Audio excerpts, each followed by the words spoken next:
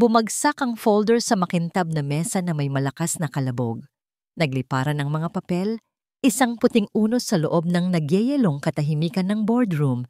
Naramdaman ni Althea ang hapdi sa kanyang pisngi kung saan siya tinamaan ng sulok nito.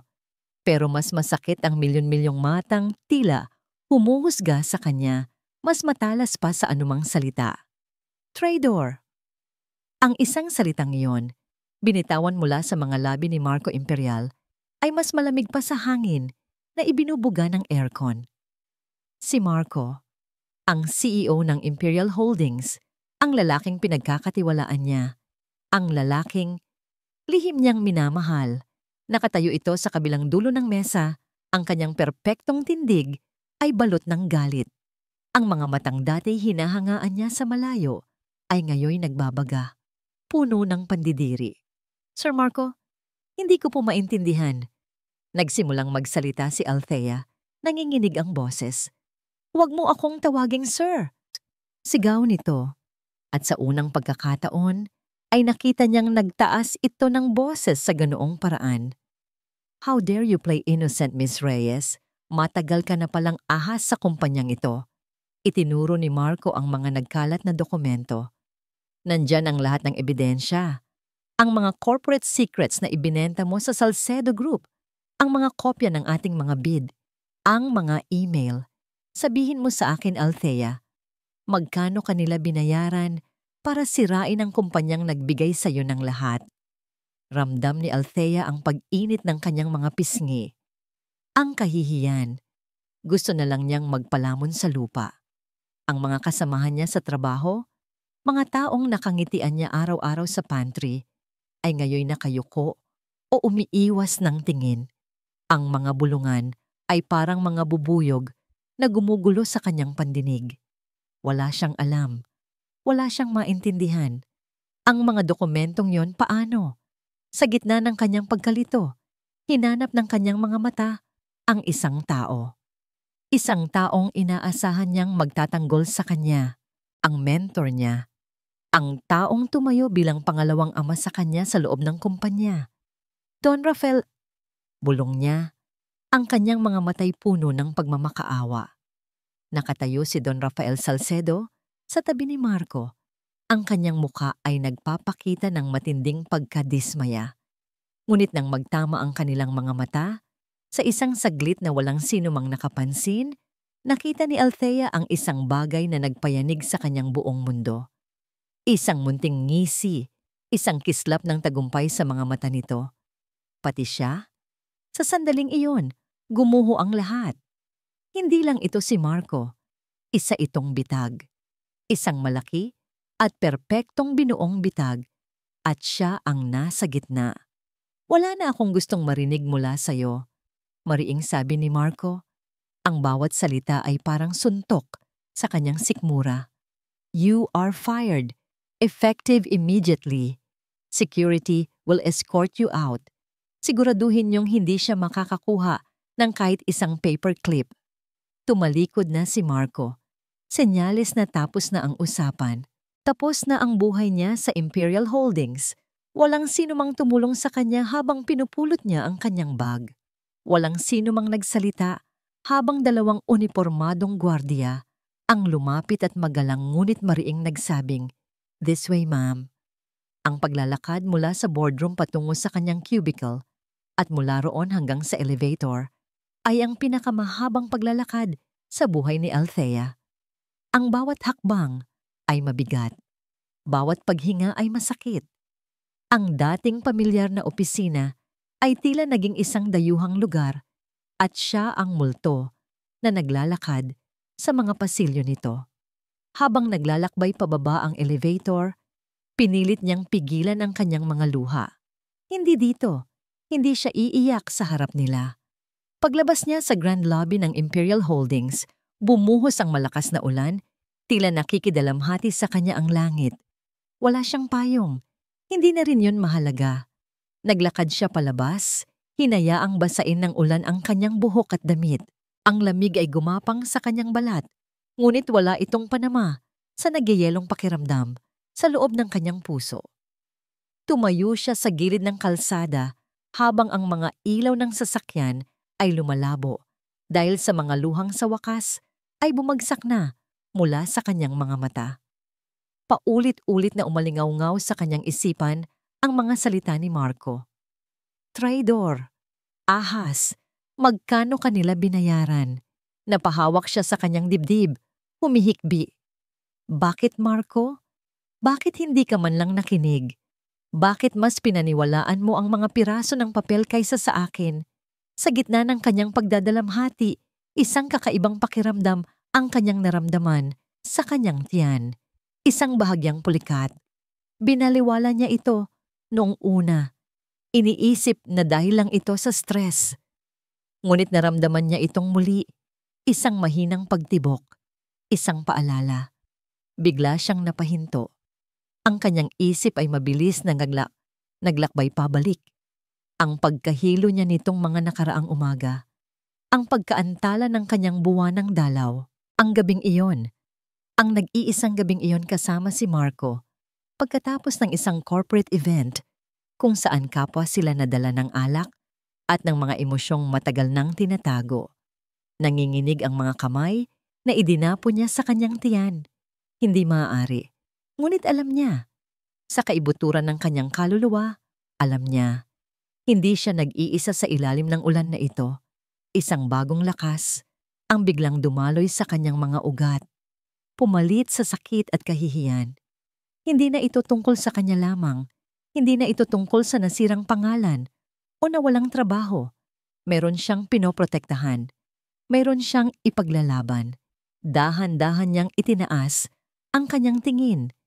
Pabalik sa nagtataasang gusali ng Imperial Holdings na kumikinang sa gitna ng kadiliman. Ang tore ng lalaking sumira sa kanya. Ang tore ng lalaking ama nang dinadala niya. Nawala ang kanyang mga luha. Napalitan ito ng apoy. Isang apoy na pinagliyab ng pagtataksil at pinalakas ng pag-ibig ng isang ina na hindi pa man isinisilang. Humigpit ang kanyang kamao. Balang araw, babalik ako. Bulong niya sa hangin. Ang kanyang boses ay matatag at puno ng isang banta. At luluhod ka sa harapan ko, Marco Imperial. 9 na taon. Sa loob ng 9 na taon, maraming pwedeng magbago. Ang isang sugat ay maaaring maghilom at mag-iwan na lamang ng peklat. Ang isang binhi ay maaaring tumubo at maging isang matayog na puno. At ang isang babaeng sinaktan at iwinaksi ay maaaring magbalik bilang isang reyna. Hindi sapat ang numerong yan. Ang boses ni Althea Reyes ay kalmado, ngunit may bigat na pumuno sa bawat sulok ng modernong boardroom ng Veridian Dynamics. Hindi na niya kailangang itaas ang kanyang boses. Isang tingin, isang pagtaas ng kilay ay sapat na para manahimik ang buong kwarto. Ang mga executive na nakaupo sa paligid ng mahabang salaming mesa ay napayuko, hindi makatingin ng diretso sa kanilang CEO. Ang projection na ito ay ligtas, pagpapatuloy niya, habang ang kanyang daliri ay dahan-dahang dumadaos-dos sa ibabaw ng tablet. Ayokong maging ligtas. Gusto kong maging agresibo. Gusto kong lamunin natin ang merkado. Ulitin niyo ito. Yes, ma'am. Sabay-sabay na sagot ng mga ito. Tumango siya. Isang senyales na tapos na ang pulong. Isa-isang nagsitayuan ang mga executive at tahimik na lumabas. Nag-iiwan sa kanya sa malawak na kwartong may tanawin ng buong Bonifacio Global City. Lumapit siya sa bintana. Pinagmasdan ang mga gusaling tila nakikipag-unahan sa pag-abot sa langit. Sa di kalayuan, nakatayo ang isang pamilyar na tore. Ang logo nito ay malinaw pa rin kahit sa layong yon. Imperial Holdings. Napangisi si Althea, isang ngiyangising hindi umabot sa kanyang mga mata. 9 na taon na ang nakalipas mula nang huli siyang tumapak sa gusaling yon, pinalabas na parang isang basahan. Ngayon, ang sarili niyang opisina ay nakatingin dito mula sa itaas, isang paalala sa araw-araw ng panatang kanyang binitawan. Ang lamig sa kanyang mga mata ay biglang natunaw nang tumunog ang kanyang cellphone. Isang partikular na ringtone. Ngumiti siya. Isang tunay na ngiti sa pagkakataong ito at sinagot ang tawag. Hello, my loves. Mommy, si Kuya Matthew po, inaaway na naman ako. Narinig niya ang boses ng kanyang kaisa-isang prinsesa, si Serafina. Natawa si Althea. Nasaan ang mga kuya mo? Pabantayan mo siya kina Mark at Luke. They're all ganging up on me, Mommy. Sabi nila, I'm cheating daw sa video game. Okay. Pauwi na si Mommy. Tell your brothers to behave or else wala kayong dessert mamaya. I love you. I love you too, Mommy. Pagbaba niya ng tawag, ang Althea Reyes na CEO ay pansamantalang nawala. Ang pumalit ay si Althea, ang ina. Ito ang kanyang tunay na lakas, ang kanyang 5 dahilan. Pag-uwi niya sa kanyang malawak na penthouse, isang magulong eksena ang sumalubong sa kanya. 5 magkakakamukhang bata na may iba't ibang personalidad ang tumakbo para salubungin siya. Mommy! Naramdaman niya ang maliliit na braso na yumakap sa kanyang mga binti. Si Matthew, ang panganay kahit sa ilang minuto lang, na seryoso ang mukha. Si Mark, ang palabiro. Si Luke, ang tahimik na mahilig magbasa. Si John, ang pinakamakulit. At si Serafina, ang kanyang munting reyna. Umupo siya sa sahig para maging kapantay nila at isa-isang hinalikan ang mga ito sa noo. Dito, sa gitna ng kanyang mga anak, ay ligtas siya. Dito, ang lahat ng kanyang pinaghirapan ay may kabuluhan. Ang mga gabing walang tulog, ang mga desisyong mahirap gawin, lahat ay para sa kanila. Habang naghahapunan sila, pinagmamasdan niya sila. Ang hugis ng kanilang mga panga, ang paraan ng pagkunot ng kanilang noo kapag seryoso, ang kislap sa kanilang mga mata. Sa bawat isa sa kanila, nakikita niya ang isang anino. Ang anino ng lalaking hindi nila kailanman nakilala. Ang anino ni Marco Imperial. Kinabukasan, maaga siyang pumasok sa opisina. Ang kanyang pinagkakatiwalaang assistant, si Lisa, ay naghihintay na sa kanya. May dalang kape. Handa na po ang lahat para sa press conference mamayang hapon, ma'am. Sabi ni Lisa. Sigurado po ba kayo rito? This is a declaration of war.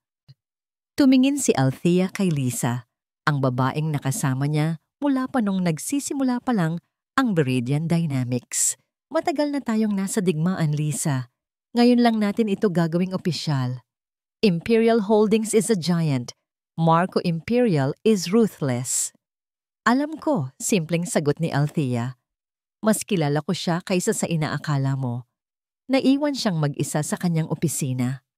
Lumapit siya sa full-length mirror na nakasabit sa isang pader. Pinagmasdan niya ang kanyang refleksyon. Ang babaeng nakatayo sa harap niya ay malayo na sa dalagang umiiyak sa ilalim ng ulan. 9 na taon na ang nakalipas. Ang kanyang buhok ay perpektong nakaayos. Ang kanyang suot na damit ay nagpapakita ng kapangyarihan. Ang kanyang mga mata ay hindi na nagpapakita ng kahinaan, kundi ng determinasyon na kasing tigas ng bakal. Naalala niya ang kanyang sumpa, babalik ako, at luluhod ka sa harapan ko. Dumating na ang araw. Ilang oras ang lumipas, nakaupo na si Althea sa isang entablado, kaharap ang 12-dosenang mga miyembro ng media. Ang mga flash ng camera ay kumikislap na parang mga bituin, ngunit hindi siya nasilaw. Sanay na siya. Kalmado niyang sinagot ang mga tanong tungkol sa tagumpay ng Viridian Dynamics. Hanggang sa isang reporter mula sa isang malaking business publication ang nagtanong, Ms. Reyes, Viridian Dynamics has shown unprecedented growth. You've conquered every industry you've entered. What's next for you? Ano ang ultimate goal ng kumpanya ninyo? Tumahimik ang lahat, naghihintay sa kanyang sagot. Tumingin si Althea ng diretso sa kamera sa gitna, na para bang kinakausap niya ang isang taong nanonood sa malayo. Ang kanyang mga labi ay bumuo ng isang maliit, mapanganib na ngiti. Our goal is simple, sabi niya. Ang kanyang boses ay malinaw at matatag, umalingaw-ngaw sa buong silid. to acquire Imperial Holdings, isang perpektong ugoy. Ang golf club ay sumalpok sa maliit na puting bola nang may malutong na tunog at pinanood ito ni Marco Imperial habang lumilipad ito sa malawak at luntiang fairway. Bumagsak ito ilang pulgada lamang mula sa butas. Isang sigurado ng birdie. Ngumisi si Marco at ibinaba ang kanyang club. Tulad ng golf, simple lang ang buhay para sa kanya. Kailangan mo lang ng tamang diskarte, perpektong tiyempo, at ang lakas ng loob para paluin ito ng buong puwersa. Magaling iho, tila wala ka pa ring kupas, sabi ng isang pamilyar na boses sa likuran niya. Humarap si Marco at ngumiti sa kanyang kasama, si Don Rafael Salcedo. Ang buhok nito ay puti na, ngunit ang tindig ay matikas pa rin. Si Don Rafael ang kanang kamay ng kanyang ama noon, at ngayon, siya ang pinakamalapit niyang tagapayo at mentor. Isang pangalawang ama. Kinailangan ko lang sigurong mag-relax, sagot ni Marco, habang naglalakad sila patungo sa susunod na butas. Masyadong maingay sa opisina nitong mga nakaraang araw. Narinig ko nga, malumanay na sabi ni Don Rafael na para bang nag-aalala. Tungkol sa Viridian Dynamics, ang babaeng yon. Si Althea Reyes, nakakagulat. Isang dating sekretarya, ngayon ay nagpapalakad ng 1 bilyong pisong kumpanya. Tila isang himala. Tumawa si Marco, isang tawang may bahid ng pangmamaliit. Himala o isang magandang investment mula sa kung sinong kalaban natin. Huwag kang mag-alala, Tito Rafael. Isang langaw lang siya na sinusubukang guluhin ng isang higante. Isang palo ko lang, mawawala rin yan. Umiling si Don Rafael. Ang kanyang mukha ay nagpapakita ng pag-aalala. Huwag mong maliitin ang isang taong desperado, Marco. Naaalala mo ba ang ginawa niya 9 na taon na ang nakalipas? Ang pagtataksil na yon. Hindi ko akalaing magagawa niya iyon. Sa atin. Sa'yo. Matapos ang lahat ng tiwalang ibinigay mo, biglang nag-init ang ulo ni Marco sa pagbanggit ng nakaraan. Ang kahihiyan.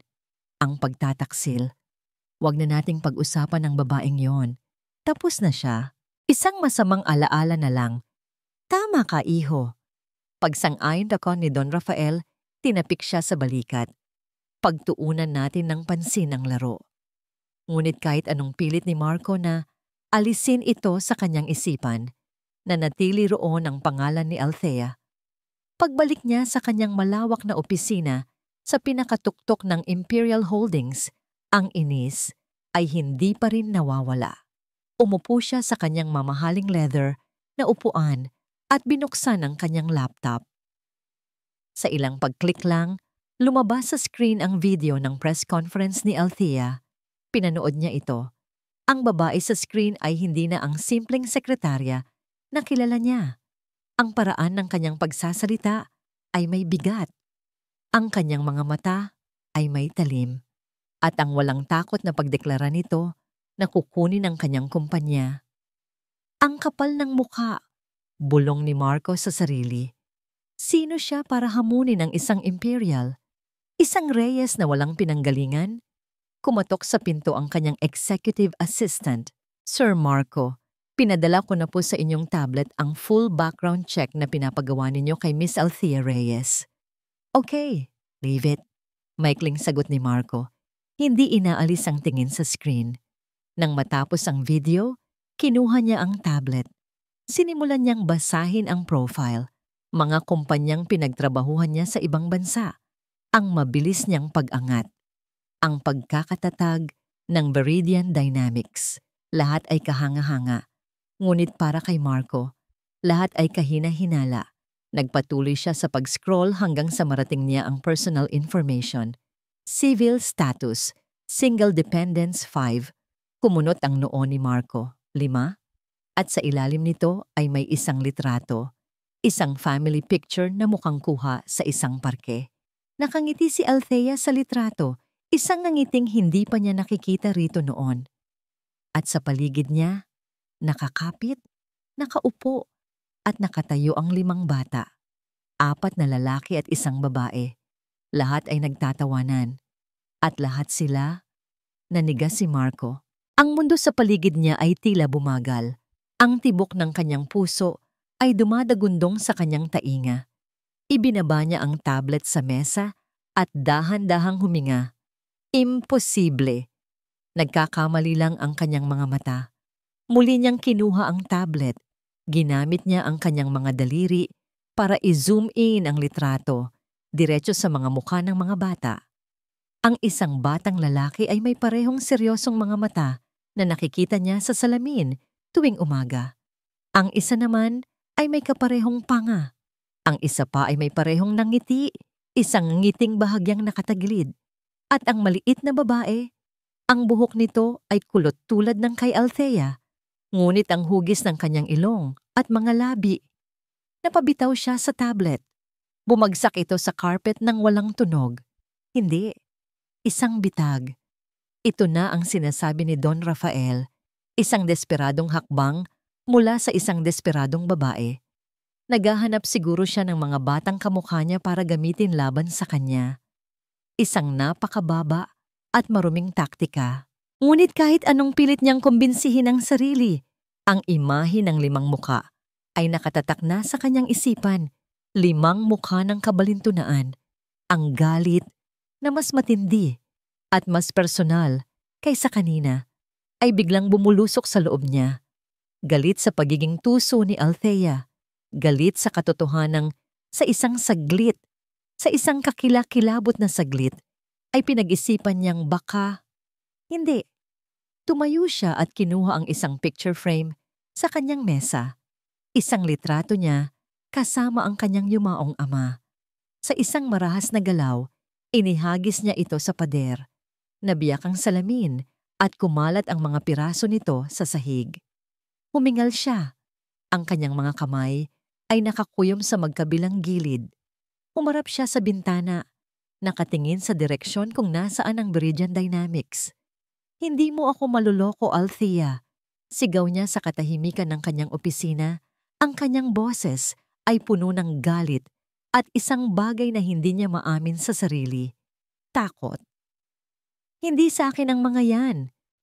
Ang hangin sa loob ng Grand Ballroom ay makapal dahil sa halimuyak ng mamahaling pabango at sa mga pinaghalong bulungan ng mga pinakamayayamang tao sa Pilipinas. Para kay Althea Reyes, ang mga ganitong gabi ay hindi para sa kasiyahan. Ito ay isang larangan ng digmaan. Bawat ngiti ay isang kalkuladong galaw. Bawat pakikipagkamay ay isang pagsukat ng lakas.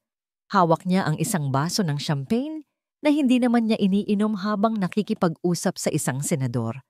Ngunit ang kanyang mga pandama ay nasa alerto. Pinakikiramdaman ang bawat pagbabago sa enerhiya ng silid. At naramdaman niya ito bago pa man niya makita. Isang biglaang pagtahimik sa isang sulok. Isang bahagyang pagbabago sa direksyon ng mga tingin. At doon siya, si Marco Imperial, nakatayo malapit sa bar, napapaligiran ng mga kasosyo sa negosyo. Mas matanda ng 9 na taon. Mas matalas ang mga linya ng kanyang panga. Mas malamig ang kanyang mga mata. Ngunit siya pa rin iyon. Ang lalaking sumira at kasabay na bumuo sa kanya. Tila isang magnet, ang kanilang mga mata ay nagtagpo mula sa magkabilang dulo ng silid. Sa isang iglap, nawala ang lahat. Ang ingay, ang mga tao, ang musika. Ang tanging umiral ay ang bigat ng 9 na taon na namamagitan sa kanila. Nakita niya ang bahagyang pagkunot ng noo ni Marco, isang kislap ng pagkilala, na mabilis na napalitan ng yelo. Pinilit ni Althea ang kanyang sarili na huwag umiwas ng tingin. Tinaas niya ng bahagya ang kanyang baso, isang tahimik na paghamon, bago magalang na nagpaalam sa senador at naglakad patungo sa isang mas tahimik na bahagi ng ballroom. Sa may balkonahe, kailangan niya ng hangin. Ngunit tila tinutukso siya ng tadhana. Ilang sandali pa lang siyang nakakalabas nang marinig niya ang mga yabag sa kanyang likuran. Hindi na niya kailangang lumingon. Hindi ko inaasahan na makita ka sa isang charity event, Reyes. sabi ni Marco. Ang kanyang boses ay malalim at puno ng pang-uuyam. Nandito ka ba para magbigay o para maghanap ng susunod mong biktima? Humarap si Althea, isang kalmadong maskara ang nakasuot sa kanyang muka. Ang akala ko ba'y natutunan mo na ang iyong leksyon in Imperial? Huwag mong minamaliit ang iyong kalaban. Kalaban? Ganoon ba ang tingin mo sa sarili mo? Lumapit si Marco at napansin ni Althea na mas matangkad pa rin ito sa kanya kahit nakasuot na siya ng mataas na takong. Para sa akin, isa ka lang mapait na nakaraan. Isang nakaraan na babalik para singilin ka. Ang tensyon sa pagitan nila ay halos nahihipo, isang digmaan ng mga salita na hindi kailanman lumabas sa kanilang mga bibig. Mommy! Ang matinis na sigaw na yon ay bumasag sa kanilang tunggalian. Sabay silang napalingon. Mula sa loob ng ballroom, patakbong lumabas ang 5 bata. Tinatakasan ng kanilang yaya na si Lisa. Nanlamig ang buong katawan ni Althea. Hindi ngayon, hindi dito. Dahil sa pagmamadali, hindi napansin ni Matthew ang kanyang panganay, si Marco na nakatayo sa dilim. Dire-diretso itong bumangga sa mga binti nito. Aray! Sabi ng bata, napaupo sa sahig. Matthew! Sigaw ni Althea, mabilis na lumapit. Ngunit naunahan siya ni Marco. Automatiko itong yumuko para tulungan ng bata. Okay ka lang, kid? Nang hawakan ni Marco ang balikat ni Matthew para itayo, nagtama ang kanilang mga mata. Nakita ni Althea ang eksaktong sandali kung kailan nagbago ang lahat sa mukha ni Marco. Ang inis ay napalitan ng pagkalito. Ang pagkalito ay naging pagkabigla. Ang kanyang mga mata ay nanlalaki habang pinagmamasdan ang mukha ng bata. Ang kanyang sariling mga mata na nakatingin pabalik sa kanya. Ang kanyang sariling seryosong bibig. Nanigas si Marco. Ang kanyang kamay ay nanatiling nakahawak sa balikat ng bata. Para siyang nakakita ng multo. Huwag kang titingin sa mata niya, Marco. Pakiusap. Wag. Sigaw ng isip ni Althea. Ngunit huli na ang lahat. Lumapit na rin ang 4 pa niyang anak. Pumalibot kay Matthew. Si Serafina ay yumakap sa binti ng kanyang ina, habang ang 3 pang lalaki ay nakatingin kay Marco nang may pagtataka. 5 sila. 5 buhay na ebidensya. 5 kopya ng kanyang mukha. Ang pagkabigla ni Marco ay mabilis na napalitan ng isang bagay na mas madilim. Isang nanunumbat na galit. Dahan-dahan siyang tumayo. Ang kanyang tingin ay lumipat mula sa mga bata patungo kay Althea. Isang magandang palabas, Althea. Sabi niya, ang kanyang boses ay isang mapanganib na bulong para sila lang ang makarinig. Talagang pinaghandaan mo ito.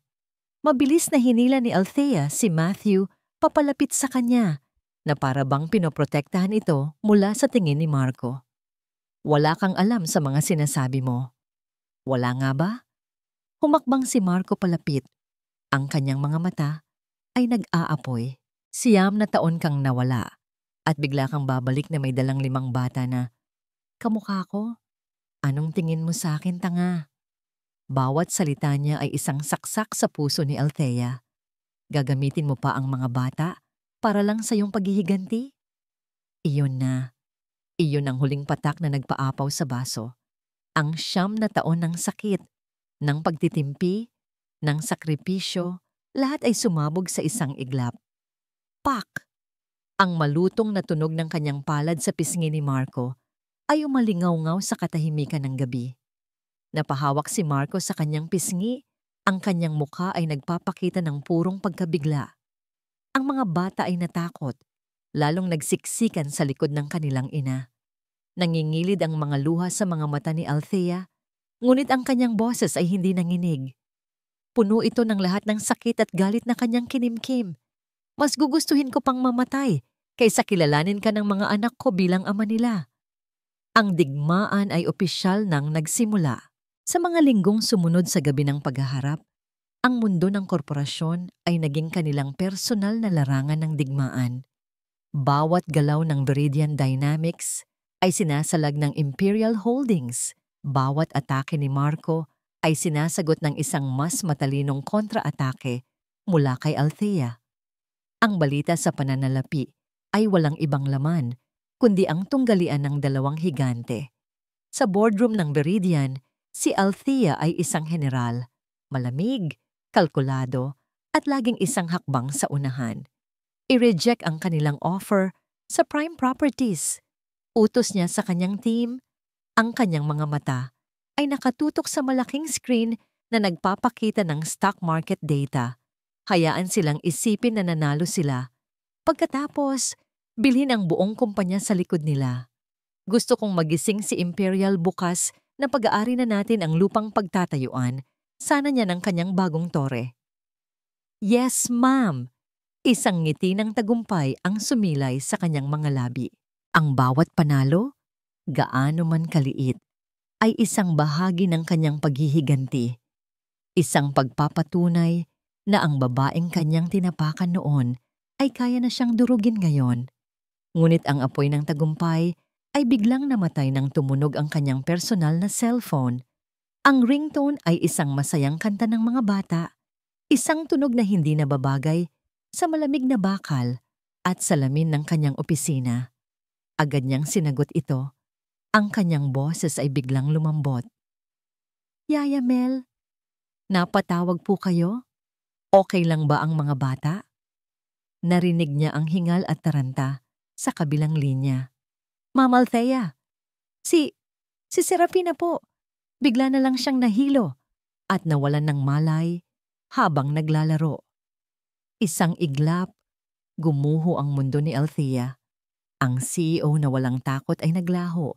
Ang general na handang pumatay ay biglang nasugatan. Ano? Napasigaw siya. Napahagis ang hawak na ballpen. Nasaan kayo? Papunta na ako. Cancel everything, sabi niya sa kanyang intercom. Ang kanyang boses ay nanginginig sa unang pagkakataon sa harap ng kanyang mga empleyado. Cancel all my appointments for the rest of the week. Hindi na niya hinintay ang sagot. Kinuha niya ang kanyang bag at tumakbo palabas ng opisina. Ang mga takong ng kanyang sapatos ay gumagawa ng malalakas na tunog sa sahig na marmol.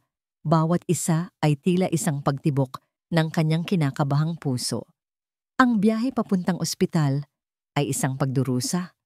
Ang bawat pulang ilaw sa trapiko ay isang kalbaryo. Ang bawat segundo ay tila isang oras. Sa kanyang isipan, paulit-ulit niyang nakikita ang mukha ng kanyang munting prinsesa. Si Serafina, ang pinakamahina sa lima, ngunit ang may pinakamasayang ngiti. Pagdating niya sa emergency room, naabutan niyang umiiyak si Yaya Mel habang ang apat niyang anak na lalaki ay tahimik na nakaupo sa isang sulok. Ang kanilang mga mukha ay puno ng takot. Mami! Sabay-sabay nilang sigaw. Tumakbo para yakapin siya. Nasaan siya? Nasaan ang kapatid ninyo? Tanong niya.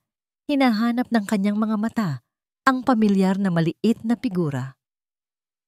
Itinuro ng isang nurse ang isang kwartong may nakasarang kurtina. Ang sumunod na mga oras ay isang malabong panaginip. Mga doktor na nagmamadaling pumasok at lumabas. Mga test na ginawa. Mga salitang medikal na hindi niya maintindihan. Ang tanging alam niya ay ang malamig na takot na gumagapang sa kanyang buong pagkatao habang hawak niya ang maliit at maputlang kamay ng kanyang anak na natutulog. Sa wakas, isang doktor na nasa katanghalian ng edad ang lumapit sa kanya. Ang kanyang mukha ay seryoso at alam na ni Althea na hindi ito magandang balita. Mrs. Reyes, Miss, pagtatama niya, ang kanyang boses ay pagod. Miss Reyes, pag-uulit ng doktor. Natapos na po namin ang mga paunang pagsusuri. Ang anak niyo po, si Serafina, ay may malubhang kondisyon sa dugo. Ito ay isang uri ng aplastic anemia. Ang kanyang bone marrow ay hindi gumagawa ng sapat na bagong blood cells para sa kanyang katawan. Naramdaman ni Althea na tila sinuntok siya sa sikmura. Ano? Anong ibig sabihin yan, Dok? Ibig sabihin, ang kanyang katawan ay hindi kayang labanan ang impeksyon o pigilan ang pagdurugo. Kaya siya nanghihina at nawalan ng malay. Kung hindi ito maaagapan, ito po ay fatal. Fatal. Ang salitang iyon ay umalingaw-ngaw sa kanyang tainga. Kamatayan. Anong lunas? May gamot ba? Kahit magkano, babayaran ko. Dalhin natin siya sa ibang bansa. Sa pinakamagaling na espesyalista sa buong mundo. Sabi niya, ang kanyang desperasyon ay naririnig sa bawat salita. Ito ang isang laban na hindi niya kayang ipanalo gamit ang pera o kapangyarihan. Malungkot na umiling ang doktor. Ang pinakamabisang lunas po para sa kanyang kondisyon ay isang bone marrow transplant, isang hibla ng pag-asa. Sige, kunin niyo ang sa akin. Test-in niyo ako ngayon din. Gagawin po natin yan. Titingnan din po natin ang kanyang mga kapatid. Ngunit Miss Reyes, para maging matagumpay ang transplant, kailangan natin ng isang perfect match. Ang pinakamataas na tsansa para makahanap ng ganoong klaseng donor ay mula sa isang full biological sibling o mula sa kanyang mga magulang. Pinoproseso ni Althea ang lahat. Mga kapatid, magulang. Kailangan nating kumilos ng mabilis. Pagpapatuloy ng doktor, ang kanyang boses ay banayad. Ngunit may bigat ng pangangailangan. Habang mas maaga, mas maganda ang tsansa ni Serafina. Tumingin ang doktor sa kanya ng diretso. Ang kanyang mga mata ay puno ng profesional na pag-aalala. Nagtanong ito ng isang simpleng tanong na nagpayanig sa buong pundasyon ng mundong itinayo ni Althea sa loob ng 9 na taon. Isang tanong na nagbura sa lahat ng kanyang galit, sa lahat ng kanyang paghihiganti, at nag-iwan lamang ng isang katotohanan. Ma'am Reyes, nasaan po ang ama ng bata? Kailangan namin siyang makausap sa lalong madaling panahon. Gabi na. Ngunit ang mga ilaw sa opisina ni Marco Imperial ay nananatiling nakasindi. Sa labas, ang syudad ay isang karagatan ng kumikinang na mga ilaw. Ngunit sa loob ng kanyang silid, tanging ang malamig na liwanag mula sa malaking TV screen na nagpapakita ng financial news at ang ilaw mula sa kanyang desk lamp ang nagbibigay liwanag. Hawak niya ang isang baso ng mamahaling whiskey habang pinapanood ang mga numerong gumagalaw sa screen. Panalo na naman siya ngayon. Isang malaking deal ang nakuha ng Imperial Holdings, isang deal na alam niyang hinahabol din ni Althea. Isang maliit na ngisi ang gumuhit sa kanyang mga labi. Ang bawat tagumpay laban sa babae ay tila isang personal na panalo. Ngunit ang pakiramdam ng tagumpay ay hindi nagtagal. Sa ilalim ng screen, isang news sticker ang gumagalaw, nagpapakita ng mga maiikling balita. Isang pangalan ang pumukaw sa kanyang atensyon. Anak ng Viridian Dynamics CEO na si Althea Reyes, isinugod sa St. Luke's Medical Center. Bigla siyang napatigil sa pag-ikot ng alak sa kanyang baso. Ang mga salita ay tila tumalon mula sa screen. Anak? Isinugod sa ospital. Isang kakaibang bigat ang biglang kumapit sa kanyang dibdib. Isang pakiramdam na hindi niya gustong pangalanan.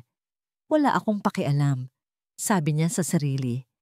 Baka isa lang itong palabas. Ngunit ang imahe ng 5 bata, partikular na ang maliit na batang babae na may mga matang tulad ng sa kanya, ay biglang pumasok sa kanyang isipan. Pinilit niyang alisin ito. Itinuon niya muli ang kanyang pansin sa screen. Ngunit ang balita ay tila nawalan na ng kulay. Biglang tumunog ang kanyang cellphone. Ang pangalan ni Don Rafael ang lumabas sa screen. Iho, napuyat ka na naman yata dyan sa opisina mo, sabi ng matandang lalaki sa kabilang linya. Ang boses ay puno ng pamilyar na pag-aalala. May tinatapos lang, Tito Rafael, sagot ni Marco. Napanood mo na ba ang balita? Tanong ni Don Rafael, tungkol sa anak ni Althea. Kawawa naman ang bata. Ngunit, hindi ko maiwasang mag-isip. Ang tiyempo ay masyadong perpekto, hindi ba? Sa gitna ng ating laban, biglang lalabas ang ganitong balita. Isang sympathy play, marahil. Ang mga salita ni Don Rafael ay tila nagbigay ng lohikal na paliwanag sa kaguluhang nararamdaman ni Marco. Oo, tama. Isang palabas. Isang taktikang puno ng drama para makuha ang simpatya ng publiko at guluhin ang kanyang isip. Ganoon naman talaga si Althea. Tuso at mapanlinlang. Marahil nga po, Tito, sagot ni Marco. Medyo gumaan ang pakiramdam.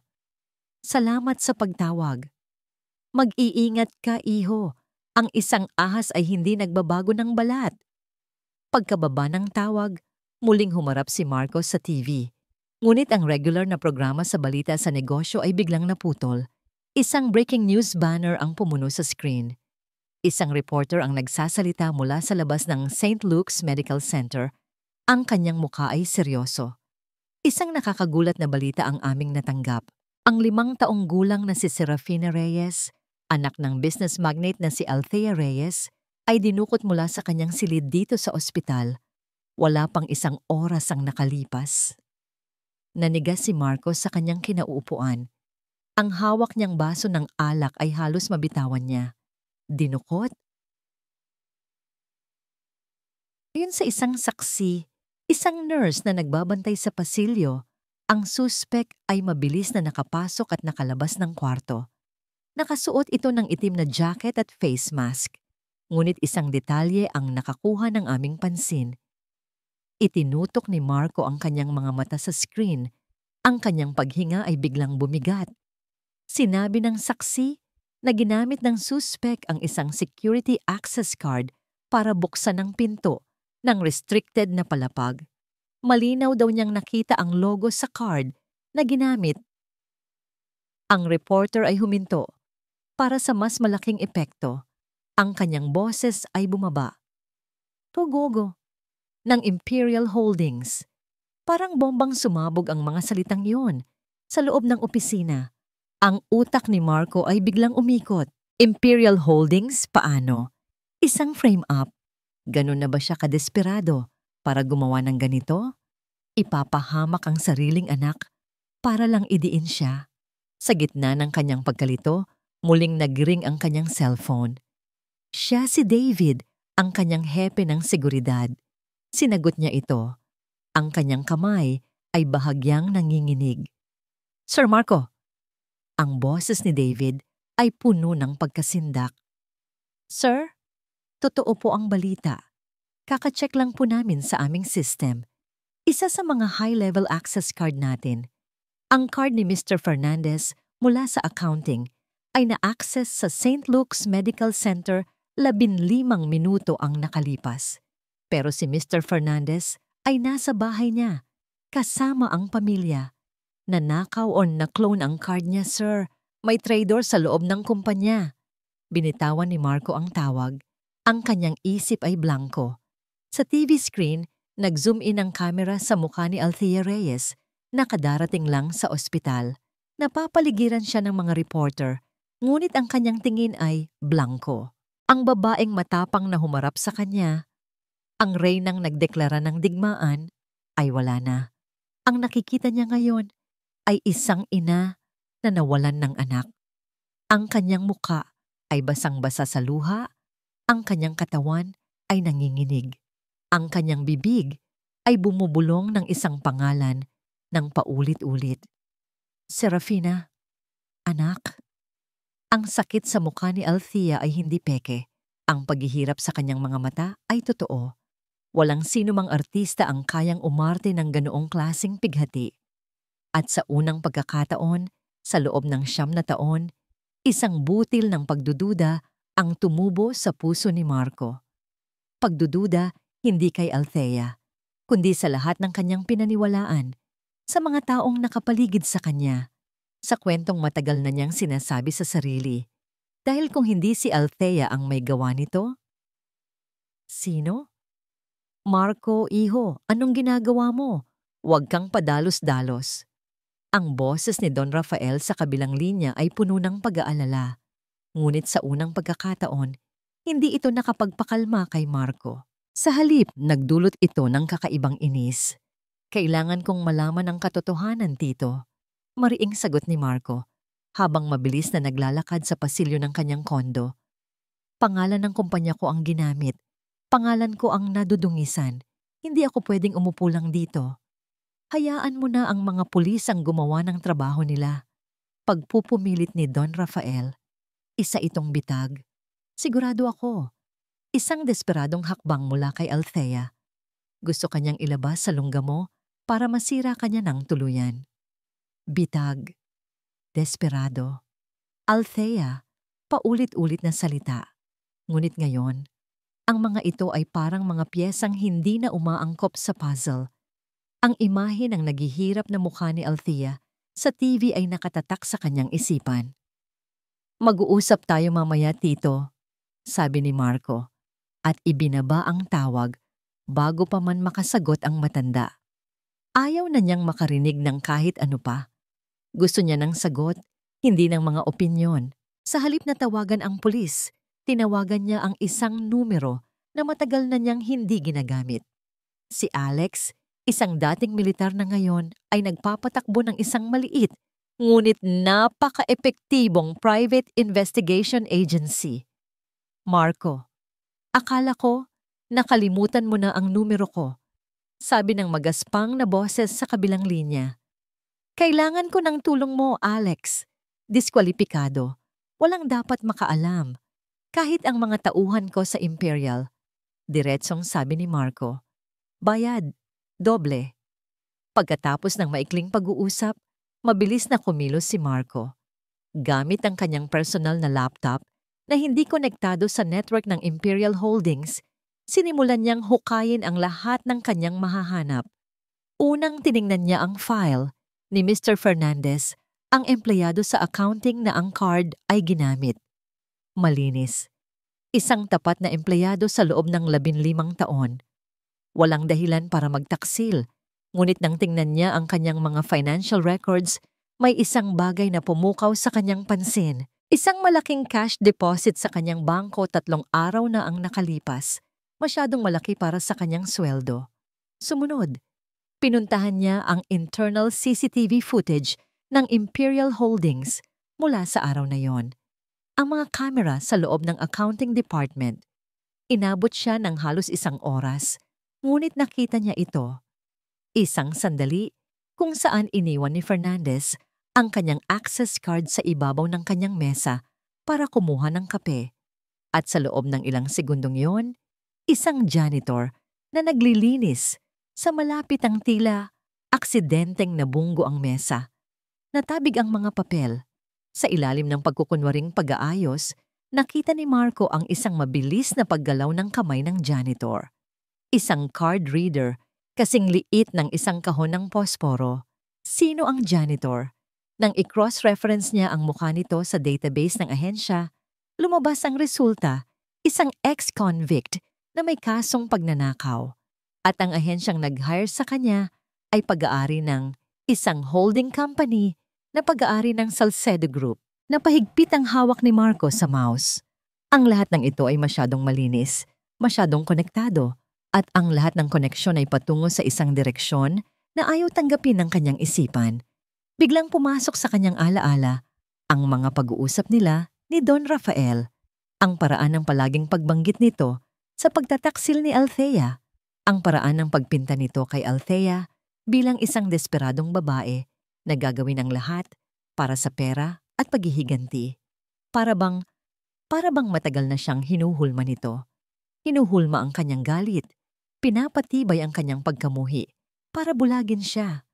Naramdaman ni Marco na nasusuka siya, ang taong tinuring niyang pangalawang ama, ang taong pinagkakatiwalaan niya ng higit sa sinuman.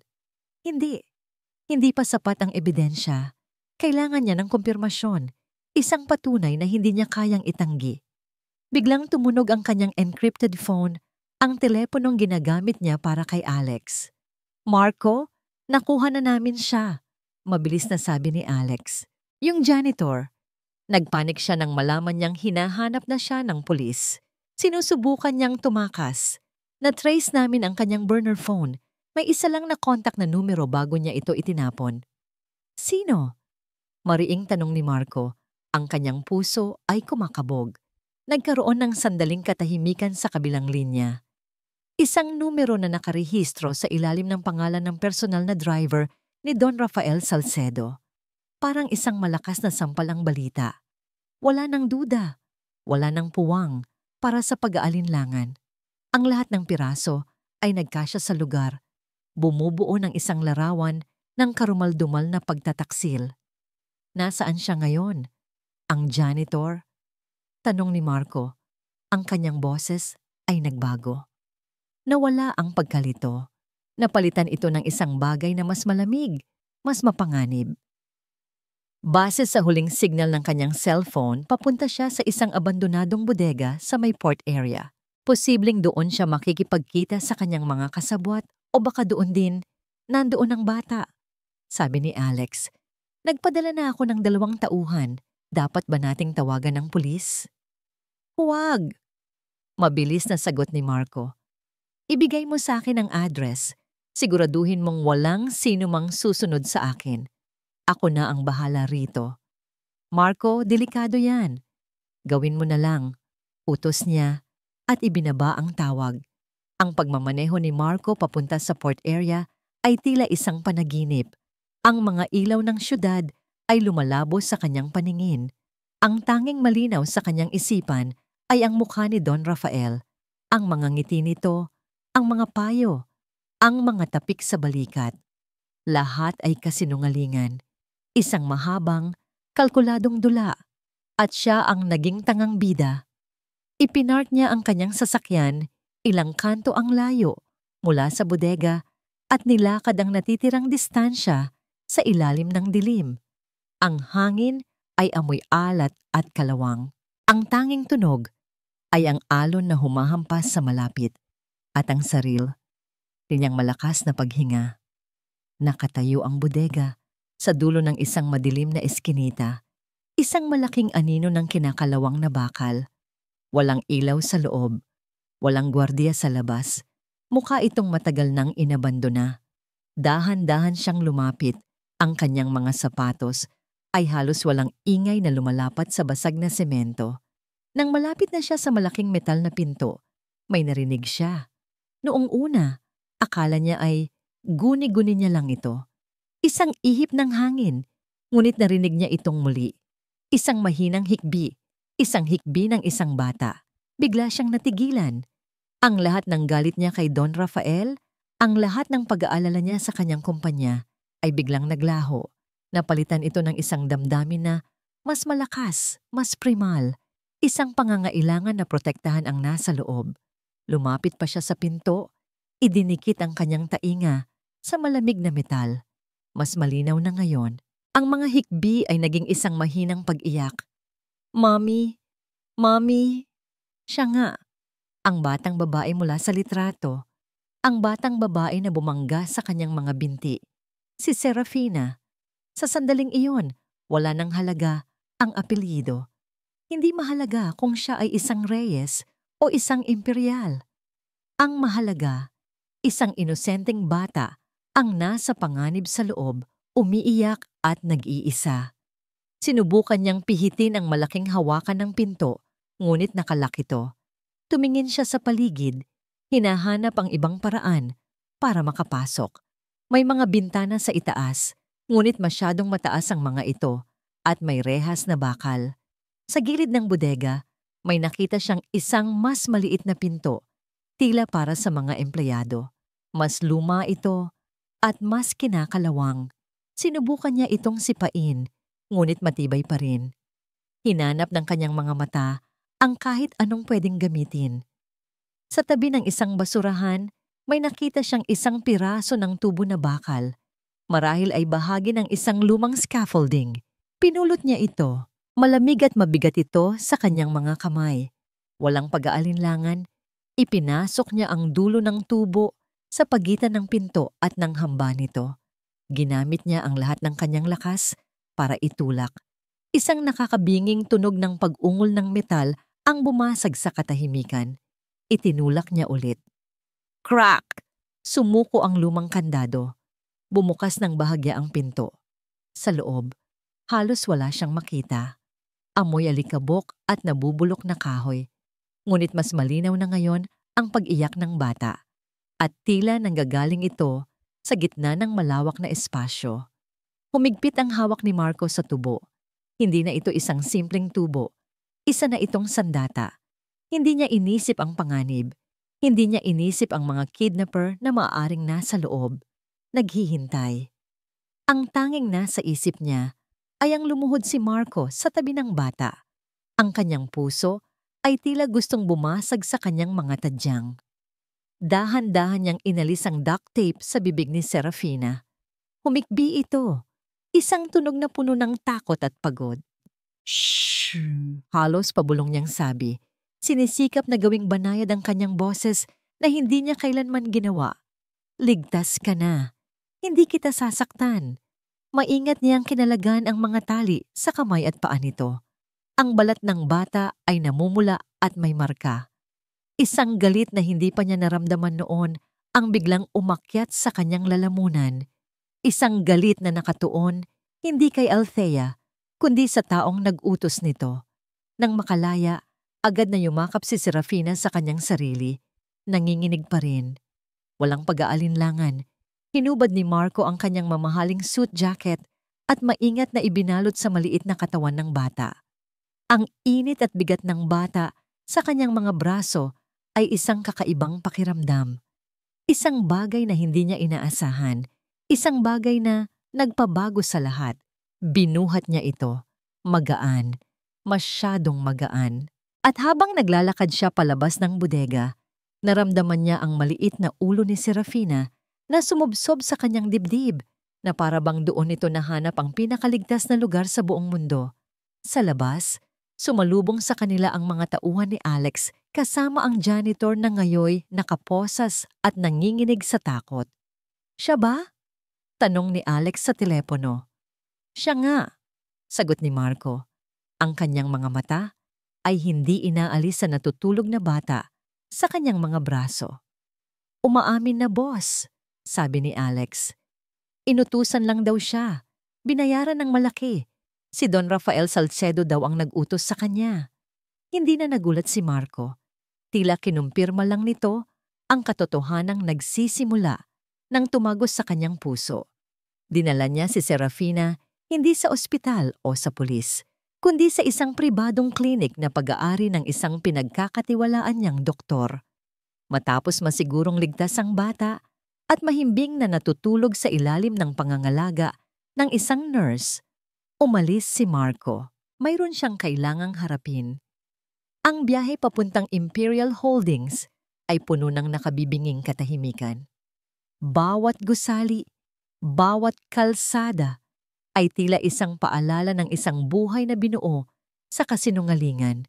Hindi na siya kumatok. Dire-diretso niyang itinulak pabukas ang malaking pinto ng opisina ni Don Rafael. Nakaupo ang matanda sa likod ng kanyang mesa, kalmadong nagbabasa ng isang libro, na para bang walang anumang nangyari. Marco, iho, anong ikinagagalit mo? Tanong ni Don Rafael, ibinaba ang kanyang salamin. Hindi sumagot si Marco. Lumapit siya sa mesa, itinukod ang dalawang kamay dito at tumitig ng diretso sa mga mata ng taong tinuring niyang ama. Bakit? Iyon lang ang salitang lumabas sa kanyang bibig, puno ng bigat at sakit. Ang pagkukunwaring pag-aalala sa mukha ni Don Rafael ay dahan-dahang naglaho. Napalitan ito ng isang malamig na ngiti. Isang ngiting ngayon lang nakita ni Marco. Dahil nararapat lang sa inyo, kalmadong sagot ng matanda. Dahil ang lahat ng meron ka, ang pangalang dinadala mo, ang toreng ito na kinatatayuan natin, lahat yan ay itinayo sa abo ng pamilya ko. Napaatras si Marco, tila sinampal. Tumawa si Don Rafael, isang tawang walang saya, puno ng galit na kinimkim sa loob ng maraming dekada. Ang iyong ama, ang dakilang si Don Enrique Imperial, ang sumira sa amin. Inagaw niya ang aming negosyo. Tinapakan ang aming pangalan hanggang sa wala nang natira. Namatay ang aking ama na halos isang pulubi. At ako, ipinangako ko sa kanya na babawiin ko ang lahat. Tumayo siya at lumakad papunta sa bintana. Nakatanaw sa syudad na para bang pag-aari niya ito. Ginugol ko ang buhay ko para sa planong ito. Naging matalik na kaibigan ng iyong ama. Naging mapagmahal mong Tito Rafael. At habang ginagawa ko yon, unti-unti kong kinukuha ang tiwala ng lahat sa board. Isa-isa. Si Althea. Bulong ni Marco. Si Althea. Muling tumawa si Rafael. Isa lang siyang convenient na piyesa sa laro. Matalino, tapat, at masyadong nagtitiwala. Madali siyang i-frame up. At ikaw, masyado kang mayabang at bulag para makita ang katotohanan. Mas pinaniwalaan mo ang mga pekeng dokumento kaysa sa babaeng nagmamahal sa'yo. Gumuho ang mundo ni Marco. Bawat salita ay isang punyal na bumaon sa kanyang puso. Ang 9 na taon ng galit niya kay Althea, lahat ay base sa isang kasinungalingan. At ngayon, pagpapatuloy ni Rafael, humarap sa kanya na may ningning ng tagumpay sa mga mata. Ang Imperial Holdings ay sa akin na. Ang board ay bumoto kaninang umaga lang. Ako na ang bagong chairman at CEO. Isang pulang ulap ang bumalot sa paningin ni Marco. Susuguri na sana niya ang matanda nang biglang bumukas ang pinto. Pumasok ang 2 gwardiya ng gusali. Mr. Imperial, sabi ng isa, ang kanyang boses ay formal at walang emosyon. Pinag-uutos po ng Board of Directors na i-escort kayo palabas ng gusaling ito. Hindi na po kayo autorisadong pumasok dito. Nanigas si Marco. Ang mga gwardyang dati sumasaludo sa kanya ay ngayon narito para palayasin siya. Walang salitang lumabas sa kanyang bibig.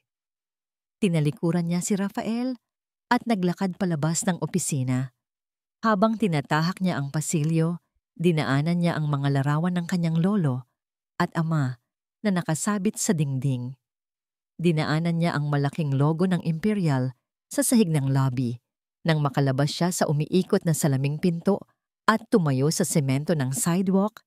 Naramdaman niya ang init ng araw sa kanyang mukha. Wala na sa kanya ang lahat. Ang kanyang kumpanya, ang kanyang pangalan, ang kanyang mana. Isang impostor ang nakaupo sa kanyang trono. Isa siyang hari na walang kaharian. Nakatayo siya sa labas ng gusaling nagtataglay ng kanyang pangalan. Isang estranghero. Ngunit sa gitna ng pagkawala, may isang bagay na natira sa kanya. Isang bagay na hindi kayang nakawin ni Rafael. Ang katotohanan. Nanginginig ang mga kamay, kinuha niya ang kanyang cellphone mula sa bulsa. Hinanap niya ang isang numero na hindi niya inakalang tatawagan niya muli. Nagring ito ng 1 beses, 2 beses. Sumagot ito. Hindi siya nagsalita agad. Huminga siya ng malalim, nilunok ang kanyang pride, ang kanyang pagsisisi, ang kanyang sakit. Althea, sabi niya. Ang kanyang boses ay basag at halos hindi na makilala. Kailangan nating mag-usap. Isang maliit at halos walang taong coffee shop sa isang tagong eskinita sa Makati. Ito ang napiling lugar ni Althea, isang lugar na neutral, malayo sa kanilang mga tore ng kapangyarihan. Isang lugar kung saan sila ay 2 tao lamang, hindi 2 CEO. Nauna siyang dumating. Habang naghihintay, paulit-ulit niyang pinaglaruan ang kanyang tasa ng kape. Ang kanyang isip ay isang magulong bagyo. Ang tawag ni Marco kanina, ang boses nito, basag at puno ng isang emosyong hindi niya pa narinig dati. Pagkatapos, ang balita mula sa private clinic na ligtas na si Serafina at nasa pangangalaga ng isang taong nagpakilalang kaibigan. Hindi niya alam kung ano ang iisipin. Ito ba ay isang mas malalim na bitag? Isang mas tusong laro? O ang katotohanang matagal na niyang hinihintay? Narinig niya ang tunog ng kampana sa pinto. Pumasok si Marco. Kung hindi dahil sa kanyang tindig, halos hindi na niya ito makikilala. Wala ang kanyang perpektong ayos na suit. Nakasuot lang ito ng simpleng itim na shirt at pantalon. Magulo ang kanyang buhok at may bahid ang pagod at pagkabigo sa ilalim ng kanyang mga mata. Ang Marco Imperial na nasa harap niya ngayon ay hindi ang hari ng korporasyon na kanyang kinamuhian. Isa siyang lalaking wasak. Umupo ito sa silyang nasa tapat niya ng walang imik. Si Althea ang unang bumasag sa katahimikan. "Nasaan ang anak ko?" tanong niya. Ang kanyang boses ay malamig at matalas, isang pader na itinayo para protektahan ang sarili. "Ligtas siya," sagot ni Marco, hindi makatingin ng diretso sa kanya. "Nasa isang pribadong klinik. Binabantayan siya. Bakit ko paniniwalaan ang anumang sasabihin mo?" Sa wakas, itinaas ni Marco ang kanyang tingin. Nakita ni Althea ang lahat sa mga mata nito, pagsisisi, sakit, at isang bagay na hindi niya inaasahan, katapatan. Dahil tama ka, Althea, sabi niya, ang kanyang boses ay halos isang bulong. 9 na taon. Sa loob ng 9 na taon, tama ka. At ako ang naging pinakamalaking tanga. Ikinuwento niya ang lahat. Ang pagtuklas niya tungkol sa janitor, ang pag-amin ng kidnapper, ang paghaharap nila ni Don Rafael, ang pagtataksil na sumira hindi lang sa kanya, kundi pati na rin sa buhay ni Althea. 9 na taon na ang nakalipas. Habang nagsasalita si Marco, nanatiling walang ekspresyon ang mukha ni Althea. Ngunit sa loob, ang pader na kanyang itinayo ay unti-unting nagkakalamat. Bawat salita ni Marco ay isang martilyong pumupukpok dito. Ang bawat detalye ay umaangkop sa mga piraso ng puzzle na hindi niya kailanman nabuo. Ang biglaang pagbabago ng isip ng board noon. Ang mga dokumentong tila nahulog mula sa langit. Ito pala ang katotohanan. Isang katotohanang mas masakit pa sa kanyang inakala. Dahil hindi lang siya biktima ng galit ni Marco, kundi ng isang mas malalim at mas madilim na plano. Nang matapos si Marco, katahimikan ang muling namayani. "Inaasahan mo bang maniniwala ako agad sa kwentong ito?" tanong ni Althea. Sinusubukan pa ring kumapit sa kanyang galit, sa kanyang pagdududa. Iyon na lang ang natitira sa kanya. Hindi sumagot si Marco. Sa halip, kinuha niya ang isang maliit na USB flash drive mula sa kanyang bulsa at dahan-dahang itinulak ito sa ibabaw ng mesa, papalapit sa kanya. "Lahat ng kailangan mo para maniwala, nandyan," sabi niya. Ang kopya ng CCTV footage, ang recording ng pag-amin ng janitor, ang mga bank transfer mula sa isang shell company ni Rafael papunta sa kanya. Lahat. Tinitigan ni Althea ang USB. Ang maliit na bagay na yon ay naglalaman ng katotohanang hinintay niya sa loob ng halos 1 dekada. Ang susi sa pagpapalaya sa kanya. "Hindi ako humihingi ng tawad," pagpapatuloy ni Marco. At sa pagkakataong ito, tumingin siya ng diretso sa kanyang mga mata at nakita ni Althea ang luhang nangingilid dito. "Dahil walang salita ang sapat para sa ginawa ko sa'yo. Wala." Huminga siya ng malalim. "Wala na sa akin ang lahat, Althea. Ang kumpanya, ang pangalan ko, wala na. Pero hindi ako papayag na si Rafael ang manalo. Hindi pagkatapos ng ginawa niya sa pamilya ko at sa pamilya mo." "Pamilya ko?" Mapait na sabi ni Althea. "Sa atin." Pagtatama ni Marco, ang kanyang boses ay halos hindi marinig. "Ang mga bata, ang mga anak natin. Gawin natin ito para sa kanila. Tulungan mo akong ibagsak si Rafael. Hindi para sa akin, hindi para sa Imperial Holdings, kundi para sa katotohanan at para sa kinabukasan ng mga bata." Di nakita ni Althea ang desperasyon at katapatan sa kanyang mga mata. Ang Marco na nasa harap niya ay hindi na ang mayabang na CEO. Isa na siyang ama na handang gawin ang lahat. Mahabang katahimikan ang namayani.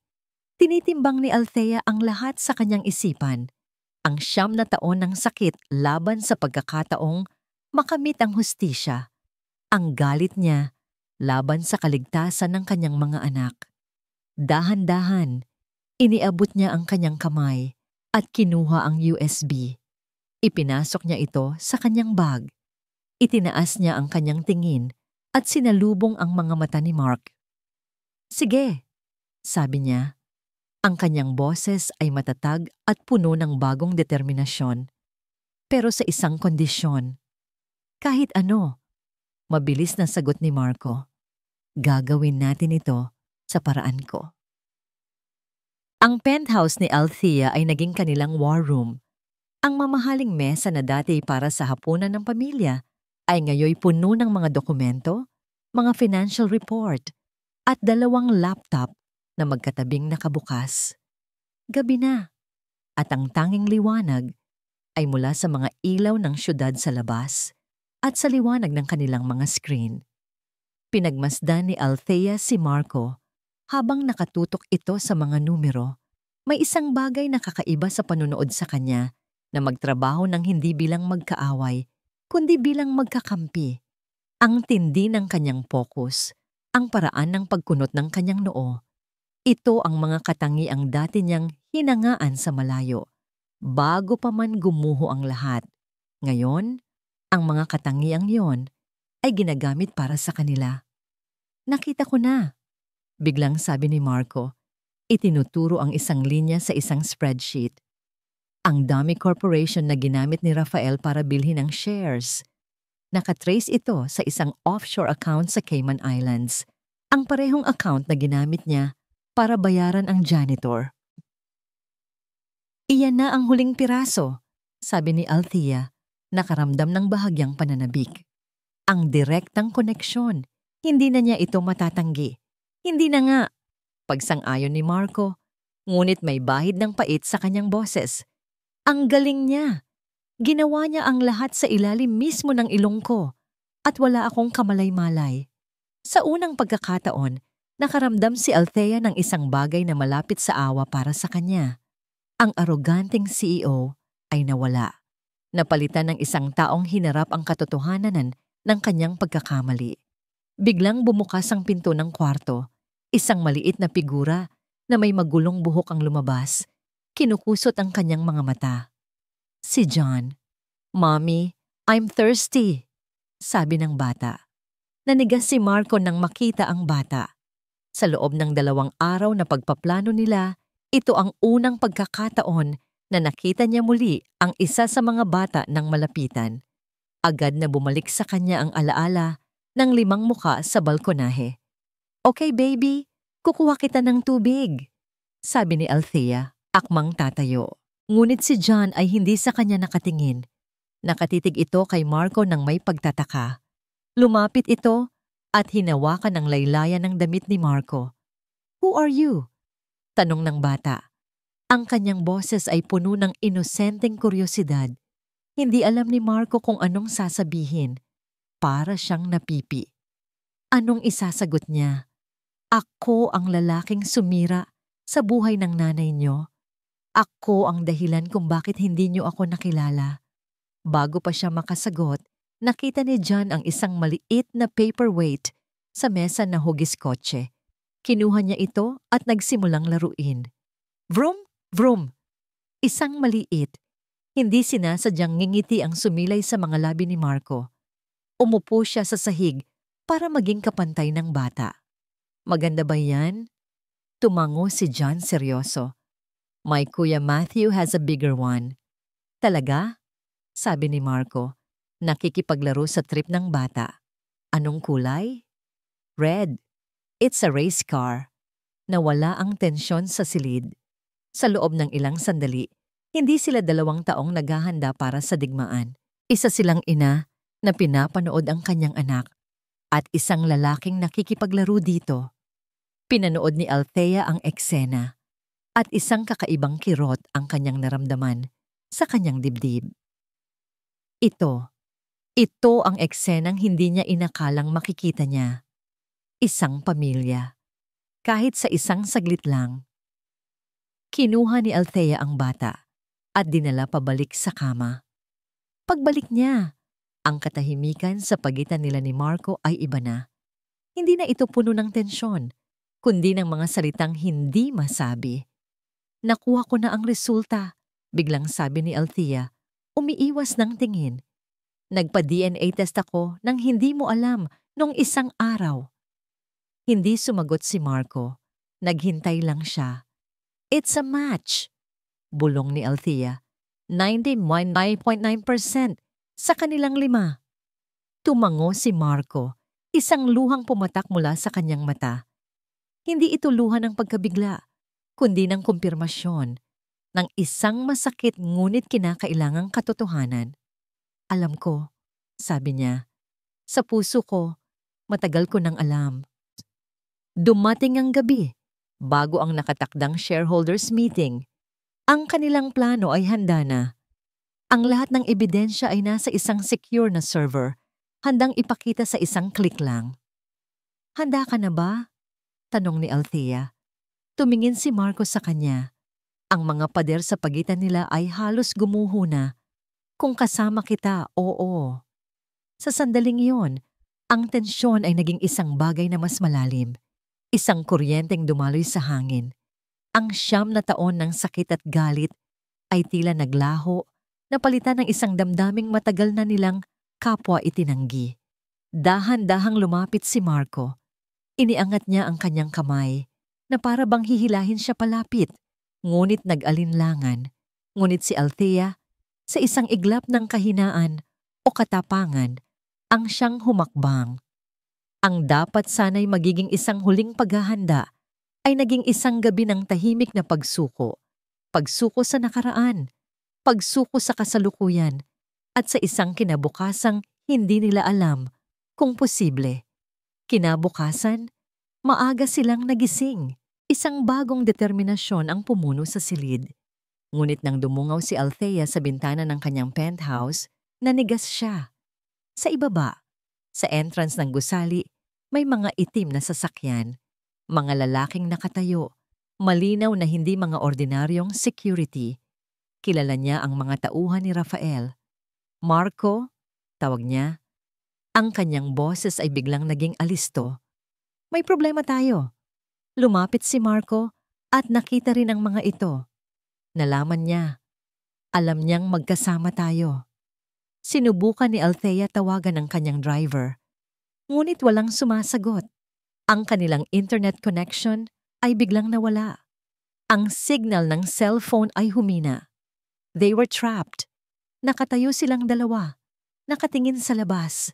Ang araw ng kanilang pinakahihintay na pagtutuos ay dumating na. Ngunit sila ay nakakulong sa kanilang sariling tore, habang ang kanilang kalaban ay naghihintay na koronahan sa kabilang dulo ng syudad. Ang kanilang huling pusta ay tila matatalo bago pa man magsimula ang laro. Ang takot ay isang bagay na matagal nang ibinaon ni Althea. Ngunit habang nakatingin sa mga tauhan ni Rafael sa ibaba, naramdaman niya ang malamig na paggapang nito sa kanyang likuran. Hindi para sa kanyang sarili, kundi para sa 5 maliliit na buhay na natutulog pa sa kabilang silid. May paraan, sabi ni Marco. Ang kanyang boses ay kalmado at nagbibigay ng kakaibang lakas. Ang bawat tore ay may kahinaan. Ang paraan ay hindi ang pangunahing elevator o ang engranding pasukan. Ito ay ang service exit sa pinakamababang basement na konektado sa mga daanan ng basura ng gusali. Isang marumi, ngunit epektibong plano. Habang ang mga bata ay ginigising at pinabibihis ni na Althea at ng kanilang yaya, si Marco naman ay gumagawa ng tawag. Isang tawag sa pinagkakatiwalaan niyang assistant ni Althea, si Lisa. Ang plano ay simple, isang diversion. Si Lisa, sakay ng isa sa mga decoy na sasakyan ni Althea, ay lalabas sa pangunahing entrance, kukuha ng atensyon ng mga bantay. Habang ang lahat ay nakatuon sa kanya, sila ay tatakas sa kabilang panig. Hawak ni Althea ang kamay ni Serafina sa isang kamay at si John sa kabila. Ang 3 pang lalaki ay nakasunod. Hawak-hawak ang damit ni Marco. Ang eksena ay surreal. Ang 2 mortal na magkaaway, ngayoy tila isang pamilyang tumatakas. Nang makarating sila sa basement, narinig nila ang komosyon sa itaas. Ang plano ay gumagana. Mabilis silang sumakay sa isang simpleng van na naghihintay na minamaneho ng pinagkakatiwalaang security ni Althea. Habang humaharurot ang van palayo sa gusali, huminga ng malalim si Althea. Unang yugto, tagumpay. Ngayon, ang tunay na laban. Ang shareholders meeting ng Imperial Holdings ay ginaganap sa isang marangyang hotel. Sa loob ng ballroom, si Don Rafael Salcedo ay nakatayo sa entablado, naliligo sa liwanag ng entablado at sa papuri ng mga taong kanyang nalinlang. Ang kanyang boses ay umaalingaw-ngaw, puno ng pekeng kababaang loob. Manasan nando. At sa bagong kabanatang ito, ipinapangako ko na itataguyod ang legasya ng mga imperial, isang legasya na dinungisan ng mga taksil at ng mga taong walang ibang hangad kundi sirain tayo. Sa gitna ng kanyang talumpati, biglang bumukas ang malaking pinto sa likuran. Isang nakakabinging katahimikan ang pumalit sa bulungan. Lahat ng ulo ay lumingon. Doon, nakatayo si Althea Reyes. Ang kanyang suot na pulang damit ay tila isang sigaw ng digmaan. Ang kanyang mukha ay kalmado, ngunit ang kanyang mga mata ay nag-aapoy. Sa kanyang likuran, nakatayo si Marco Imperial, ang nawawalang hari, at sa pagitan nila at sa kanilang tabi, ang 5 bata, ang buhay na patunay ng lahat. Napatigil si Rafael sa pagsasalita. Ang kanyang mukha ay nagpakita ng hindi maitatagong gulat at galit. Naglakad si Althea sa gitnang pasilyo. Ang tunog ng kanyang mga takong ay ang tanging maririnig. Bawat hakbang ay may bigat. Bawat hakbang ay isang pagtapak sa mga kasinungalingan ni Rafael. Ang mga kamera ng media na naroon ay mabilis na umikot. Ang mga flash ay kumikislap na parang kidlat. Umakyat siya sa entablado na para bang pag-aari niya ito. Kinuha niya ang mikropono mula sa isang natutulirong MC. "Isang magandang umaga sa inyong lahat," sabi niya. Ang kanyang boses ay malinaw at matatag, pumuno sa bawat sulok ng silid. "Patawarin ninyo ang aking pagkaantala. Mayroon lang akong ilang pagtatama na kailangang gawin sa talumpati ni Mr. Salcedo." Isang senyas mula sa kanya at ang malaking screen sa likod ni Rafael na kanina lang ay nagpapakita ng logo ng Imperial ay biglang nag-itim. Pagkatapos, lumabas ang isang video. Ang video ng janitor, umiiyak na inaamin ng lahat. Ang pag-clone ng card, ang utos, ang pangalan. Si Don Rafael Salcedo po, siya po ang nag-utos sa akin. Nagulantang ang lahat. Bulungan, sigawan.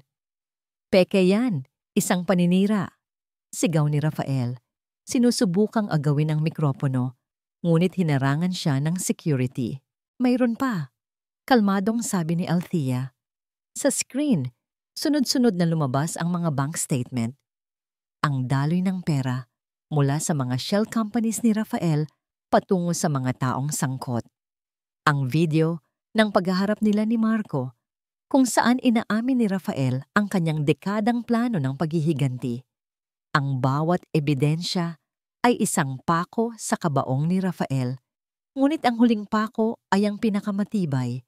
Pinatay ni Althea ang video. Tumingin siya sa mga shareholders, sa media at sa wakas kay Rafael. "Sinasabi ni Mr. Salcedo na dinungisan ko ang legasya ng Imperial. Ngunit ang katotohanan, ako ang nagdadala ng tunay na legasya." Itinuro niya ang 5 bata na ngayoy nasa paanan na ng entablado. Hawak ang kamay ni Marco. "Sa loob ng 9 na taon, pinaratangan ninyo ako bilang isang taksil. Ngunit ang totoo, mayroon akong itinatago, isang sikretong magpapatunay sa lahat." Itinaas niya ang isang dokumento. Ito ang resulta ng DNA test. Huminga siya ng malalim at sa pinakamalinaw at pinakamalakas na boses, idineklara niya ang katotohanang babago sa lahat. Si Marco Imperial ang ama ng 5 anak ko. Isang malakas na gasp ang umaling-awngaw sa buong ballroom. Kaguluhan. Ang mga reporter ay nagsisigawan. Ang mga miyembro ng board ay hindi makapaniwalang nakatitig. Sa gitna ng lahat ng ito, bumukas muli ang mga pinto. Pumasok ang mga pulis, dire-diretsyong naglakad patungo sa entablado. Rafael Salcedo, inaaresto ka namin para sa kasong kidnapping at corporate sabotage, sabi ng hepe ng pulisya. Habang pinupusasan, nagwala si Rafael. Hindi pa tayo tapos, Althea. Marco, isinusumpa ko kayong lahat. Sigaw niya. Ang kanyang muka ay puno ng kabaliwan habang kinakaladkad siya palabas. Nang sa wakas ay tumahimik na, naiwan ang kaguluhan. Tumingin si Althea sa kanyang mga anak, natakot na nakayakap kay Marco. Tumingin siya kay Marco. Nakatitig ito pabalik sa kanya. Ang kanyang mga mata ay puno ng isang emosyong hindi kayang ipaliwanag. Pasasalamat, pagsisisi, paghanga. Pagkatapos, tumingin ito sa 5 bata na nakakapit sa kanya, na para bang siya ang kanilang tanging kanlungan. Humakbang si Marco, isang maliit na hakbang papalapit sa kanila. Ngunit bigla siyang huminto. Naiwan siyang nakatayo roon, sa pagitan ng kanyang nakaraan at ng kanyang posibleng hinaharap. Hindi sigurado kung saan siya lulugar o kung may lugar pa nga ba para sa kanya sa bagong mundong kanilang nilikha. Lumipas ang ilang buwan. Ang alikabok mula sa digmaan sa korporasyon ay unti-unti nang humupa. Ang Imperial Holdings, sa ilalim ng pansamantalang pamamahala ng isang komite, kung saan si Althea ay nagsisilbing tagapayo, ay dahan-dahang bumabangon mula sa pagkawasak na idinulot ng iskandalo ni Rafael Salcedo. Ngunit para kay Marco Imperial, ang pagbangon ay mas personal. Ipinagbili niya ang kanyang penthouse sa BGC. Isinuko niya ang kanyang pwesto at lahat ng karapatan sa Imperial Holdings. Iginiit na kailangan ng kumpanya ng isang malinis na simula. Malayo sa mga pagkakamali ng nakaraan, kasama na ang sarili niyang mga pagkakamali. Ipinagbili niya ang kanyang mga mamahaling sasakyan, pinalitan ng mga ito ng isang simpleng SUV. Ang lalaking dating nagmamay-ari sa syudad ay ngayoy namumuhay bilang isang ordinaryong tao. At sa proseso, unti-unti niyang natatagpuan ang sarili. Isang maaraw na hapon ng Sabado, nagmaneho siya papunta sa isang parke sa labas ng lungsod. Isang parkeng malayo sa ingay at gulo. Isang lugar na sinabi sa kanya ni Lisa na paboritong puntahan ni Althea at ng mga bata. Mula sa malayo nakita niya sila. Nakaupo si Althea sa isang picnic blanket sa ilalim ng isang malaking puno ng akasya. Nagbabasa ng libro. Ang 4 na batang lalaki ay naghahabulan at nagtatakbuhan sa damuhan. Ang kanilang mga tawanan ay dinadala ng hangin. Si Serafina naman, na ngayoy mas malusog at masigla na matapos ang unang yugto ng kanyang treatment, ay abala sa pagpitas ng maliliit na dilaw na bulaklak. Huminto si Marco sa di kalayuan. Pinapanood lang sila. Isang perpektong larawan, isang pamilya. Ang tanong ay, kung may puwang pa ba para sa isang tulad niya sa larawang iyon? Humugot siya ng isang malalim na hininga. Ito na. Dahan-dahan siyang naglakad palapit. Ang unang nakapansin sa kanya ay si Althea. Nakita niya ang bahagyang pagbabago sa ekspresyon nito. Hindi gulat, hindi galit. Isang bagay na mas kalmado. Isang paghihintay. Sunod na nakapansin sa kanya ay ang mga bata. Napatigil sila sa paglalaro at sabay-sabay na tumingin sa kanya. Tumayo si Althea nang lumapit siya. Walang nagsalita. Ang tanging naririnig ay ang huni ng mga ibon at ang tunog ng hangin. Kamusta na siya? Tanong ni Marco. Ang kanyang boses ay mahina. Tumutukoy kay Serafina. She's responding well to the treatment, sagot ni Althea. Sabi ng mga doktor, maganda ang prognosis niya. Tumango si Marco. Mabuti naman. Katahimikan muli. Ngunit hindi na ito ang katahimikang puno ng tensyon, kundi isang espasyo para sa mga bagay na kailangang sabihin. Althea? Nagsimula si Marco. Sa wakas ay sinalubong ang kanyang mga mata.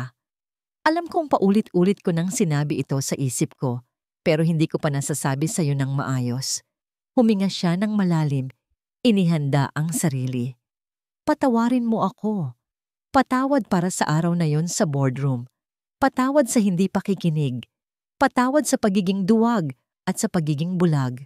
Patawad sa 9 na taon na nawala sa atin. Sa kanila. Patawad sa lahat. Walang bahid ng pagmamataas sa kanyang boses. Tanging purong pagsisisi. Tinitigan siya ni Althea at sa kanyang mga mata, nakita ni Marco ang unti-unting pagbagsak ng huling pader na nakapagitan sa kanila.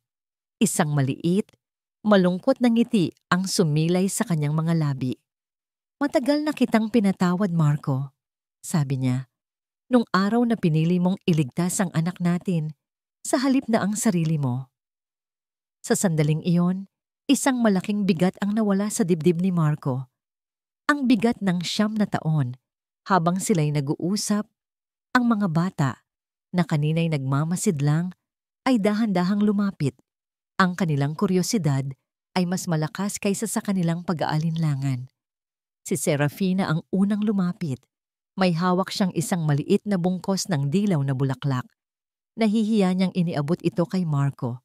Yumuko si Marco para tanggapin ito. Ang kanyang mga daliri ay nagtama sa maliliit na kamay ng bata. Tumingala si Serafina sa kanya. Ang kanyang mga mata ay bilog at puno ng tanong. Pagkatapos ng sandaling pag-aalinlangan, isang salita ang lumabas sa kanyang bibig. Isang salitang tila isang tanong at isang pagkilala. Papa? Parang isang kidlat na tumama sa puso ni Marco. Ang isang simpleng salita na yon ay mas makapangyarihan kaysa sa anumang corporate title na kanyang hinawakan. Tila nabigyan ng senyales, ang 4 pa niyang anak ay nagsilapitan na rin. Papa? Ulit ni Matthew, ang pinakaseryoso sa kanila. Papa! Masayang sigaw ni Mark at John. Papa! Bulong ni Luke, ang pinakatahimik. Hindi na napigilan ni Marco ang kanyang mga luha. Lumuhod siya sa damuhan at sa isang iglap, napalibutan na siya ng 5 maliliit na katawan. Niyakap niya silang lahat ng mahigpit. Ang kanyang mukha ay nakasubsob sa kanilang mga buhok, nilalasap ang init, ang bigat, ang katotohanan ng sandaling iyon. Ang kanyang pamilya. Lumapit si Althea at dahan-dahang ipinatong ang kanyang kamay sa balikat ni Marco.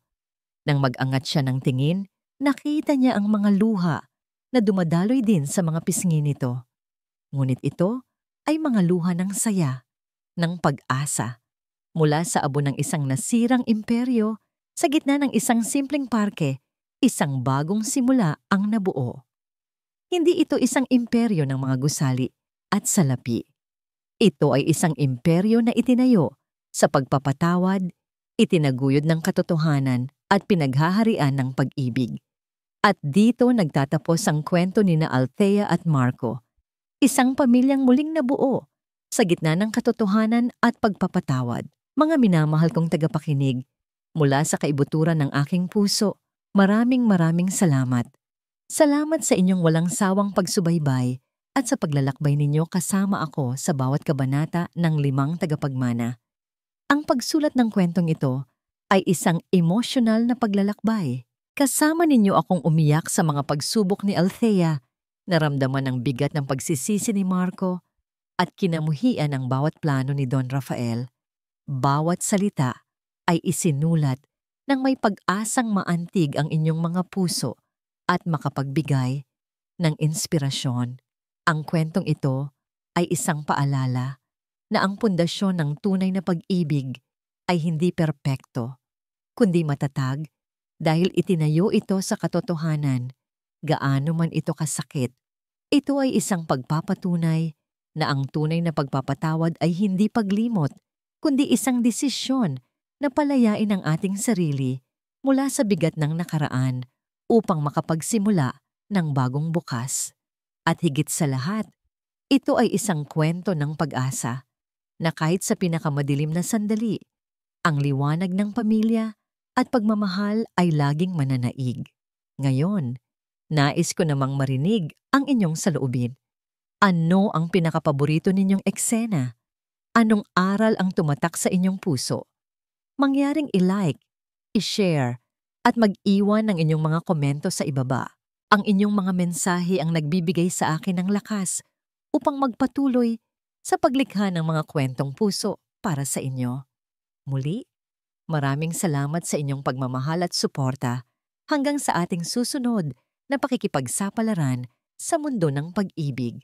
Nagmamahal, Sweet Kilig PH.